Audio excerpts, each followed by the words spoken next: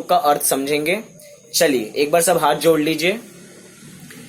नमो अरिहंताणं नमो सिद्धाणं नमो आयर्याणं नमो उवज्झायाणं नमो लोये सव्यसाहूणम्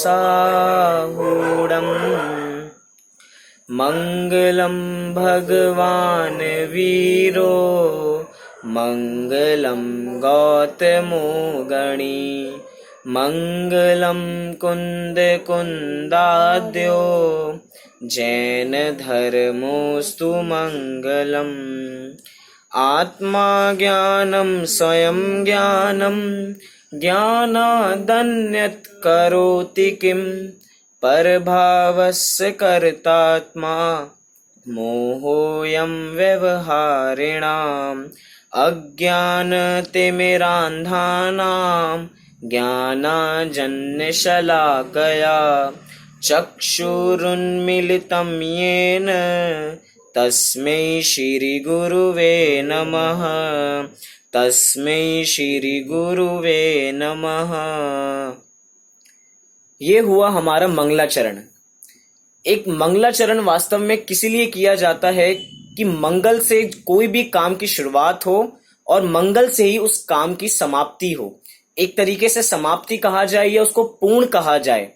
वैसे तो मंगलाचरण का भी एक पूरा अलग स्वरूप है कि मंगलाचरण कैसे किया जाता है, कब किया जाता है, कितनी बार किया जाता है, आदि में भी किया जाता है, मध्य में भी किया जाता है और अंत में भी किया जाता है। लेकिन इधर हम प्रथम बार में मंगलाचरण करके हम इनके अर्थ देखेंगे। 3 श्लोकों में जो सबसे पहला श्लोक है जो हम हर रोज बोलते हैं नमोकार मंत्र, जिसमें 5 परमेष्ठियों को नमस्कार किया गया है। अगला श्लोक जिसमें 4 मंगल को याद किया, उसमें से पहले हमारे मंगल हैं हमारे भगवान महावीर, उसके बाद हमारे मंगल हैं गौतम गणधर, तीसरे नंबर पे कुंद आचार्य मंगल हैं और चौथे पे हम जैन जो हम जिससे हमारी पहचान है, जो हमारा जैन धर्म है, चौथे नंबर पे उस जैन धर्म को मंगल कहा कि वो भी मंगल है। तो ये 4 मंगल हैं जिसको हमें अपनाना है। इन 4 मंगलों को ये कहें कि अगर हम इनके बताए हुए मार्ग पे चलेंगे तो हम भी स्वयं मंगल हो जाएंगे, कुछ अन्य काम करने की आवश्यकता नहीं पड़ेगी। इसी के बाद अगला चलते हैं हम अगले श्लोक पे। जो श्लोक चालू होता है आत्मा ज्ञानम स्वयं ज्ञानम, इसका अर्थ बताया था कि आत्मा ज्ञानवान है और वो ज्ञान आया कहां से, तो स्वयं ज्ञानम, वो ज्ञान से, वो जो ज्ञान है वो आत्मा में ही था और आत्मा में से ही आया है, कहीं बाहर से नहीं आया है। फिर एक प्रश्न उठता है, क्या ज्ञान के अलावा भी आत्मा में कुछ है, कुछ और भी होना चाहिए? तो कहते हैं ज्ञानादन्यत् करोति किम, ज्ञान के अलावा आत्मा में कुछ भी नहीं है, मात्र ज्ञान है, मात्र ज्ञान और ज्ञान, ज्ञान के अलावा आत्मा में कुछ भी नहीं है। फिर अगली लाइन कहते हैं पर भावस्य कर्तात्मा मोहोयम व्यवहारिणाम, कि ये जो पर का कर्ता की जो ये जीव अनादि काल से अपने को मानता आ रहा है कि मैं पर का करता हूं, ये तो भैया व्यवहारी जनों का मोह है। ये अनादि काल से ऐसे मोह रूपी मदिरा पी रखी है कि इन्होंने अपनी कमांड दूसरे के हाथ में समा रखी है, दूसरे के हाथ में दे रखी है, सामने वाले को अपनी कमांड दे रखी है, शरीर को अपनी कमांड दे रखी है कि शरीर को अपना मानता है। तो इसको तो कह रहे हैं भैया ये तो व्यवहारी जनों का मोह है। वास्तव में आत्मा शरीर नहीं है, आत्मा कोई अन्य पुद्गल द्रव्य नहीं है। आत्मा तो मात्र क्या है? आत्मा तो मात्र ज्ञानवान है। इसके अंदर एक स्वतंत्रता बताई जीव की कि जीव पूर्ण रूप से स्वतंत्र है और मात्र वो ज्ञान से बना है और उस ज्ञान स्वरूपी आत्मा को पहचानेगा तो वह अपना कल्याण कर सकता है। इसके बाद हमारा अगला जो अंतिम श्लोक, उसका भी एक बार अर्थ देख लेते हैं। इसमें कहा अज्ञान तिमिरांधा नाम ज्ञानाजन्य शलाकया। इसमें कुछ शब्द आए हैं अज्ञान, तिमिर। अज्ञान हम सबको पता है कि अज्ञान क्या होता है। कोई भी वस्तु हो जिसके बारे में हमें संपूर्ण ज्ञान नहीं हो, या कहें कि हम उस वस्तु, उस तत् संबंधी वस्तु के संबंध में अगर हमें अज्ञान है तो हमें अज्ञानी कहा जाएगा। जैसे कि अनादि काल से हमने अपनी आत्मा को नहीं जाना, तो उसके लिए हम क्या हैं? उस आत्मा के लिए हम अज्ञानी हैं। जो चीज हमारे पास अनादि काल से विद्यमान थी उसकी आज तक हमने कदर नहीं की और हमने उसको नहीं जाना, तो ये है हमारा अज्ञान। फिर अज्ञान के लिए एक उपमा दी। क्या उपमा दी? अज्ञान कैसा है? एक अंधकार के समान है। अज्ञान तिमिर, तिमिर माने होता है अंधेरा। जैसे अंधेरे में कुछ नहीं दिखाई देता, ऐसे अज्ञानी को भी कुछ नहीं दिखाई देता। कुछ नहीं दिखाई देता का मतलब क्या? जो वस्तु जैसी है उसको वैसी वो वस्तु नहीं दिखाई देती। इसी को कह रहे हैं ये जो अज्ञान है वो अंधकार के समान है। अगली ही शब्द में एक उपमा दे दी। जिसको अज्ञान है अंधकार के समान, वो कैसा है? वो अंधा है। अज्ञान तिमिर अंधा नाम, अंधा नाम। जो अंधे हैं, अंधे कौन है? जिनको कुछ दिखाई नहीं देता। एक तरीके से ये हमारी दो चक्षु तो हैं, हम इन चक्षु से देखते तो हैं, लेकिन जो सच्चाई है उसको हम इन चरम चक्षुओं से नहीं जान सकते। कहें तो वस्तु स्वरूप को जानने के लिए हमें जिनवाणी का आधार लेना ही पड़ेगा। इन चरम चक्षुओं को छोड़ के आगम चक्षु के सहारे, आगम चक्षु की शरण में जाना ही पड़ेगा। सर्वज्ञ भगवान ने जो हमको बताया है उसको जानना ही पड़ेगा। इसलिए जो ऐसा नहीं जानते हैं उनको कहा कि वे अंधे हैं, उनको अज्ञान रूपी अंधकार में वे डूबे हुए हैं। फिर क्या? फिर अगर कोई पूछे, जिज्ञासु कोई जीव पूछे, आप जैसा जिज्ञासु जीव कोई पूछे, भैया ये अज्ञान रूपी अंधकार को मिटाए कैसे? तो एक बहुत सरल सा उन्होंने एक तरीके से सॉल्यूशन दिया। कैसे करें इसको हम? उन्होंने कहा अंजन ज्ञान अंजन शलाकया। पुराने जमाने में एक शलाका हुआ करती थी। शलाका एक लकड़ी होती है। एक अगर हमने सुना हो, एक शलाका प्रतियोगिता भी होती है। शलाका माने होती है एक डंडी लकड़ी की, शलाका। उसको पहले के जमाने में क्या किया करते थे? अगर हमारी आंखों की रोशनी कम हो या आंखों की रोशनी बढ़ानी हो तो उसमें से अंजन मतलब कि काजल, उसको लिया करते थे और अपनी आंख में लगा लिया करते थे, जिससे हमें विशेष रूप से दिखाई देने लग जाता था, या कहें हमारी दृष्टि साफ हो जाती थी। जैसे आज चश्मा काम करता है। अगर हम धुंधले हो, अगर हमें धुंधला दिखाई देता है तो चश्मा उस दृष्टि को साफ कर देता है। ऐसे ही पहले अंजन हुआ करता था, एक शलाका से उसको लगाते थे और वो हमें विशेष प्रतिभास कराया करता था। मतलब कि वस्तु को सही देखने का नजरिया दिखाया करता था। तो उन्होंने कहा भैया ये अज्ञान रूपी अंधकार को मिटाने का क्या उपाय है? तो कहा भैया ज्ञान रूपी अंजन उसको लगाइए, तो आपका अज्ञान रूपी अंधकार, जो आप अज्ञान से अंधे बने हुए हो, उस शलाका को लगा के, उस ज्ञान रूपी शलाका से वो आपका सारा अज्ञान मिट जाएगा और आप ज्ञानी हो जाओगे। आप सब कुछ जानने लगोगे, जो वस्तु जैसी है उसको वैसा जानना लगोगे। जैसे कि अगर एक सोना है या कहें हीरा है, हीरा और कांच दिखते दोनों दूर से बराबर ही हैं, दोनों में दूर से देखने पे कोई अंतर नहीं है।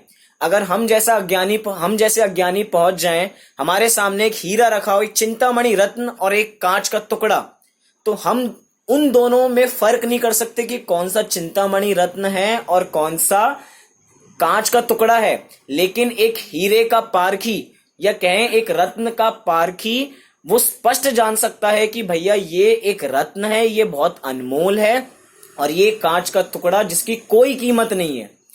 तो उसने, उस रत्न के पारखी ने ये पहचान कैसे की? तो कहा भैया उसको उस हीरे की, जो उस हीरे संबंधी उसको अज्ञान था वो अब उसका नष्ट हो चुका है, उस संबंधी वो ज्ञानी हो गया है। उसके सामने कांच का टुकड़ा आएगा और कहे कि भैया ये हीरा है, तो कहेगा नहीं ये हीरा नहीं है, ये तो एक सिंपल कांच का टुकड़ा है। इसको कहते हैं पारखी, इसको कहते हैं दृष्टिकोण। और ये दृष्टिकोण किसके पास होता है? जो उस वस्तु के स्वरूप को जान लेता है, वस्तु जैसी है उसको वैसे जान लेता है, उसके पास ये दृष्टिकोण होता है। तो यही कह रहे हैं यहाँ पे कि अज्ञान रूपी अंधकार को मिटाने के लिए एक ज्ञान ही है। पहले वाले श्लोक में भी ज्ञान की चर्चा की थी कि आत्मा बस ज्ञानवान है। यहाँ पे भी यही कह रहे हैं कि ये अज्ञान को मिटाने का उपाय बस यही है कि वस्तु जैसी है उसको वैसा जानो, उस संबंधी वैसा ही ज्ञान करो। फिर कहा चक्षुरुन्मिलितम येन तस्मै श्री गुरु वे नमः। फिर जो ये हमारे चक्षुओं पे ये जो अंधकार है ये सब मिट जाएगा, हमें सब कुछ स्पष्ट नजर आएगा। और ऐसा जिन्होंने किया है, किन्होंने किया है, हमारे गुरुओं ने किया है, तो उनको कहा तस्मै श्री गुरु वे नमः। जिन्होंने हमें ऐसा मार्ग बताया कि अज्ञान को मिटाने के लिए ज्ञान ही उपाय है, जिन्होंने हमें ऐसा उपदेश दिया, ऐसे हमारे गुरु, उन सबको नमस्कार। तस्मै श्री गुरु वे नमः। ऐसे गुरुओं को मैं नमस्कार करता हूं जिन्होंने मुझे अनादि काल के अज्ञान से बचा लिया, या कहें व्यवहारी जनों के मोह से बचा लिया।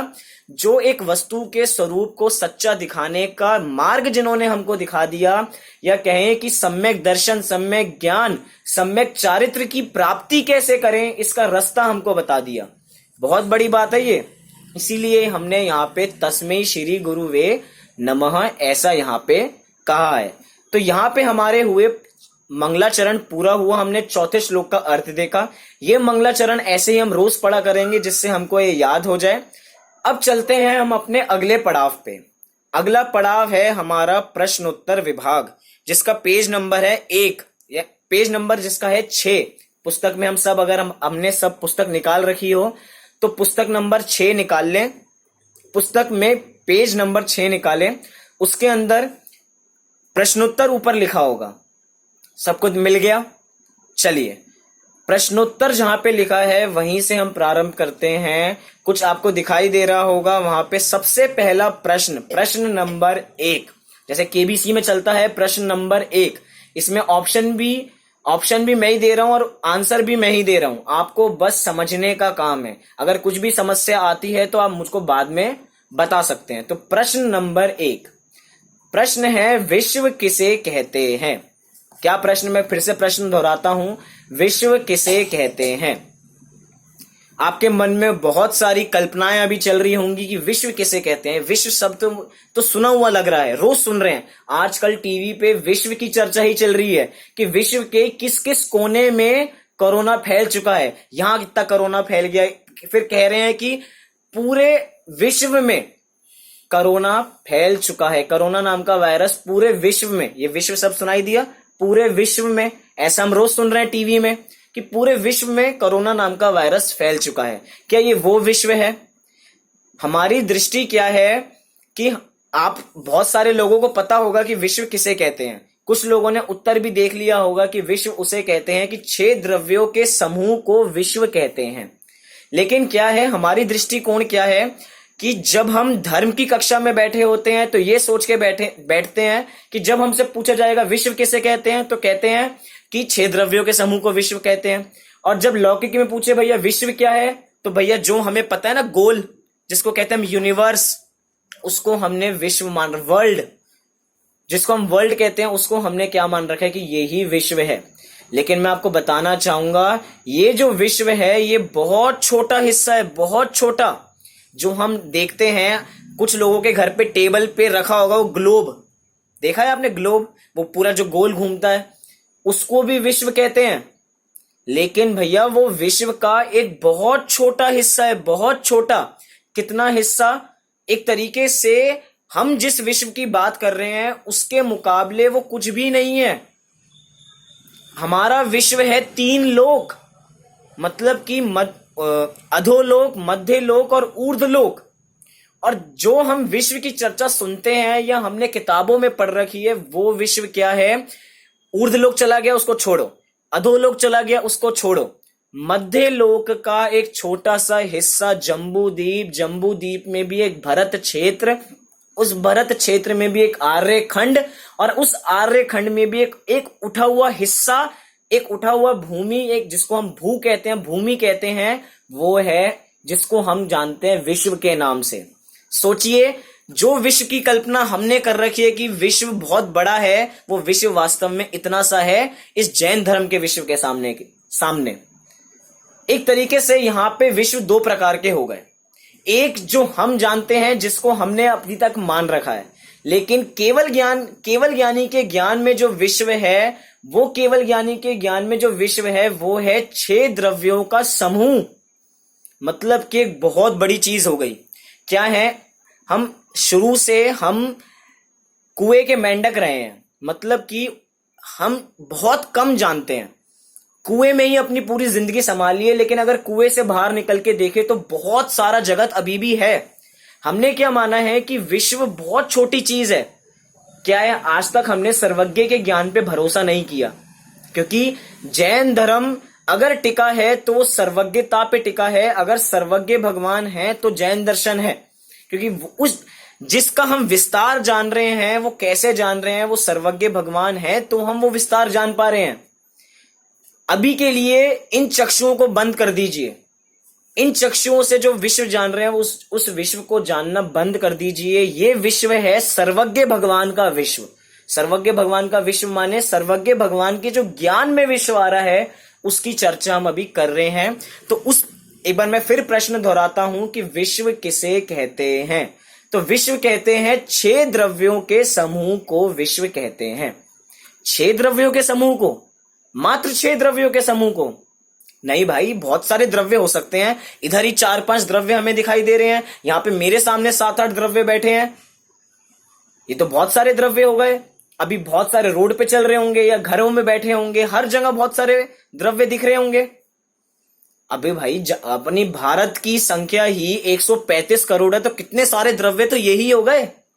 तो कह रहे हैं नहीं, ये भी द्रव्य हैं, लेकिन यहां पे उन द्रव्यों को भी सम्मिलित कर लिया गया है। यहां पे कह रहे हैं 6 द्रव्यों के समूह। यहां पे क्वांटिटी की बात नहीं चल रही है। क्या कहा, यहां पे क्वांटिटी वाले विश्व की बात नहीं चल रही, क्वांटिटी वाले द्रव्य की चर्चा नहीं चल रही है। यहां पे ये कहें कैटेगरी, जाति, कैटेगरी बढ़ती है ना, तो यहां पे 6 प्रकार की कैटेगरी है, जिसमें हमने पूरे विश्व के सभी द्रव्य उन 6 कैटेगरी में या 6 जाति में बंट चुके हैं। तो 6 जाति हम जानते हैं, शुरू से पढ़ते हैं, एक बार नाम दोहरा लेते हैं। 6 द्रव्यों के समूह को विश्व कहते हैं। तो 6 द्रव्य कौन से हैं? कौन से हैं वो 6 द्रव्य? पहले नंबर पे है जीव, फिर है पुद्गल, फिर है धर्म, फिर है अधर्म, फिर है आकाश और फिर है काल। तो कितने द्रव्य हो गए? ये हो गए 6। इस जीव द्रव्य में इस जीव नाम के एक द्रव्य में अनंत द्रव्य हैं। ऐसे ही एक पुद्गल नाम के एक द्रव्य में अनंतानंत पुद्गल द्रव्य हैं। ऐसे करते करते सभी सम्मिलित हो गए किसमें? एक विश्व में। परिभाषा में एक शब्द दिया 6 द्रव्यों के समूह को। समूह मतलब क्या है? एक बहुत उदाहरण दूंगा। जैसे कि मैं आपसे एक प्रश्न पूछता हूं, आप अपने मन में उसका उत्तर दीजिए। मेरे पास चावल है, मेरे पास दाल है, मेरे पास घी है, मेरे पास नमक है, मेरे पास पानी है। अगर मैं इन सबको एक नाम देना चाहूं तो क्या दूंगा? इसको मैं नाम दूंगा खिचड़ी। क्या नाम दूंगा? खिचड़ी। मतलब कि जब पानी होगा, चावल होगी, दाल होगा, घी होगा, नमक होगा, मसाले होंगे, जब ये सब मिल गया तो एक नाम क्या पड़ा इसका? खिचड़ी। मतलब एक लोक व्यवहार में भी हम एक समूह शब्द का प्रयोग करते हैं। वैसे तो खिचड़ी में सभी द्रव्य अलग अलग हैं। कि कैसे अलग अलग हैं? दाल अलग है, चावल अलग है, पानी अलग है, घी अलग है, लेकिन जब उसके समूह जब सब मिल जाता है तो हम कहते हैं आज खिचड़ी खाएंगे। हम ऐसा तो नहीं बोलते आज हम चावल प्लस दाल प्लस घी प्लस ये प्लस वो ये खाएंगे, ऐसा नहीं बोलते। हम क्या बोलते हैं? आज हम खिचड़ी खाएंगे। ऐसे और द्रव्यों पे भी लगाए हम। जैसे कि अलग अलग पार्टी होती हैं, पॉलिटिकल पार्टी, तो उसको क्या कहते हैं हम? पॉलिटिक्स की पार्टी। ये है आम आदमी पार्टी, ये है बीजेपी की पार्टी। अब बीजेपी के अंदर भी बहुत सारे लोग हैं, लेकिन उनको हमने एक नाम दे दिया, क्या? बीजेपी, या एक नाम दे दिया कांग्रेस, या एक नाम दे दिया आम आदमी पार्टी। तो ये समूह हो गया। ऐसे ही यहां पे कहा जा रहा है 6 द्रव्यों के समूह को विश्व कहा जाता है। समूह अब समझ में आया हमें क्या कहते हैं? एक और चीज, जब तक 6 द्रव्य नहीं मिलेंगे तब तक हम उसे विश्व नहीं कह सकते। अगर हम पुरानी वाली इसका पुराना एडिशन, बहुत पुराना एडिशन देखें, इसका ही लघु जैन सिद्धांत प्रवेशिका का, तो उसमें विश्व की परिभाषा क्या दे रखी थी? कि 6 द्रव्यों के समूह को विश्व कहते हैं, 7 द्रव्यों के समूह को विश्व नहीं कहते हैं, 5 द्रव्यों के समूह को विश्व नहीं कहते हैं। इससे क्या समझें? मतलब कि 10 द्रव्यों के समूह को विश्व भी नहीं कहते, या 2 द्रव्यों के समूह को भी विश्व नहीं कहते। विश्व किसे कहते हैं? 6 द्रव्यों के समूह को ही विश्व कहते हैं। क्या इस पुस्तक का नाम क्या हमने पढ़ा? लघु जैन सिद्धांत प्रवेशिका। तो इसकी जो परिभाषा है वो भी संक्षेप कर दी, जो चीजें हैं वो हटा दी, मूलभूत बात रखी कि 6 द्रव्यों के समूह को विश्व कहते हैं। मैं कहूं कि इस स्थान पे जहां पे मैं बैठा हूं, आप सब मुझे देख पा रहे होंगे, जहां पे मैं बैठा हूं क्या वहां पे 6 द्रव्य हैं? हाँ जी कि ना जी? अपने मन में उत्तर दीजिए, बैठे हैं नहीं बैठे हैं? यहीं पे जीव है, यहीं पे पुद्गल है,